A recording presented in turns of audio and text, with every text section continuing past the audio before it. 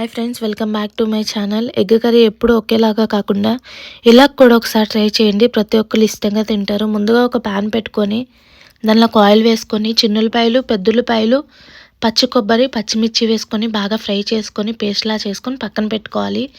అదే ప్యాన్లో కొంచెం అల్లం వెల్లుల్లి పేస్ట్, టమాటాలు వేసుకొని బాగా ఫ్రై అయిన తర్వాత ముందుగా ప్రిపేర్ చేసుకున్న పేస్ట్ని దానిలోకి వేసి ఒక 2 నిమిషాలు కలుపుకున్న తర్వాత ధనియాల పొడి, జీలకర్ర పొడి, ఉప్పు, కారం, పసుపు వేసుకొని కలుపుకోవాలండి. తర్వాత ముందుగా బాయిల్ చేసి పెట్టుకున్న ఎగ్స్ని దానిలో వేసుకొని ఒక 5 నిమిషాల తర్వాత ఒక హాఫ్ కప్పు వాటర్ పోసుకొని మూత పెట్టించుకొని ఒక 10 నిమిషాలు ఉడికిస్తే ఎంతో టేస్టీ అయిన కోకోనట్ ఎగ్ కర్రీ రెడీ అండి. మీరు కూడా ట్రై చేసి మీకు ఎలా వచ్చిందో కామెంట్ చేయండి. ఇది వైట్ రైస్లో కంటే బిర్యానీస్లోకి చాలా బాగుంటుంది. నాకైతే చాలా నచ్చింది. మీరు కూడా ట్రై చేసి మీకు ఎలా వచ్చిందో కామెంట్ చేయండి. మరిన్ని వీడియోస్ కోసం నా ఛానల్